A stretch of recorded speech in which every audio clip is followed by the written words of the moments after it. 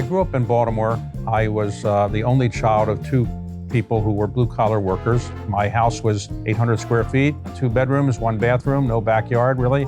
I was an Orioles fan. I was happy to get a bleacher seat and then try to sneak into the box seats until somebody realized I shouldn't be there and they'd throw me out. I just didn't have a lot of extra money the way some of my friends did, but I believe in the American dream. For David Rubenstein, future co-founder of the Carlyle Group, the American dream is more than a belief in self-determination through hard work. It's a call to action. Ask not what your country can do for you, but what you can do for your country. Inspired by John Kennedy, I wanted to get involved in government. I believed if I worked hard, studied hard, and got a good education, I ultimately could make something of myself.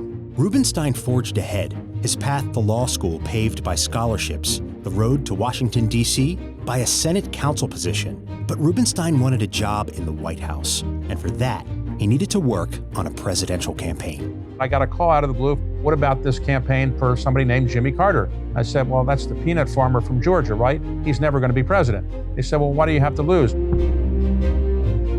When I showed up on the campaign, Carter was 34 points ahead of Gerald Ford. And when the campaign was over, Carter won by 1 point. So Carter would say, well, what was your real contribution? I was doing better before you showed up.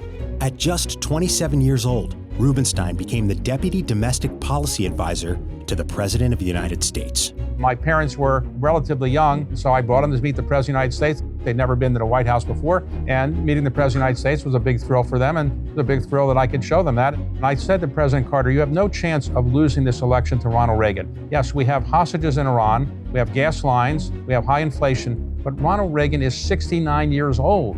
Nobody that old can get out of bed in the morning. When the Carter administration ended, so did Rubenstein's job prospects. Suddenly, no one was returning his calls. When you're out of power in Washington, you're a dead man. So I didn't want to tell my mother that her only child was unemployable. He decided it was time to leave government. He read about an investor who bought a greeting card company for $1 million, selling it later for 80 times the amount. But if I could take $1 million and make it into $80 million, I had to learn about that.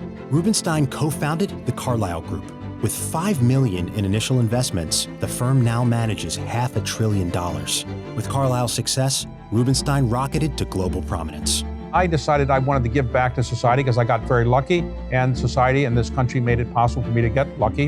In 2007, he famously bought the Magna Carta, the inspiration for the Declaration of Independence, placing it on permanent loan at the National Archives, kicking off a decades-long philanthropic effort to preserve American heritage. Then people started saying, well, what about the Declaration of Independence? What about the Emancipation Proclamation?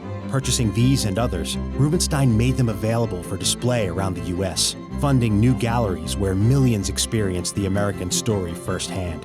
I tried to help organizations in Washington that needed more private support, like the Library of Congress, or the Smithsonian, or the Kennedy Center. Rubenstein opened his checkbook to fix the earthquake-damaged Washington Monument. He helped repair Monticello, Montpelier, Mount Vernon. Along with his gifts to higher education, health initiatives, and the arts, his contributions surpass $1 billion, making him one of the most visible private patrons of America's civic memory. In 2024, Rubenstein turned his attention to his hometown. I bought the Orioles more or less as a philanthropic gesture, one modest way to give back to my city that I think I owe something to because Baltimore was helpful to me when I was growing up. I enjoy it because it's making people in Baltimore happy. I never thought I would be the owner of the team. I go to the games, and now sometimes when I sit in the box seats, I think the ushers are going to come and throw me out still. The Orioles haven't really done that well for the last 40 years, but we did win 3 World Series more than 40 years ago. My goal now is to try to get 1 more World Series. It would be the first since Baltimore's sweeping 1983 World Series victory over the Phillies. The best way to influence people is to lead by example. George Washington led by example. He stayed with his troops in Valley Forge. He could have stayed at the Ritz-Carlton down the street. He didn't do that. And if you wanted people to be persuaded by something you wanted them to do it yourself, and they will follow you.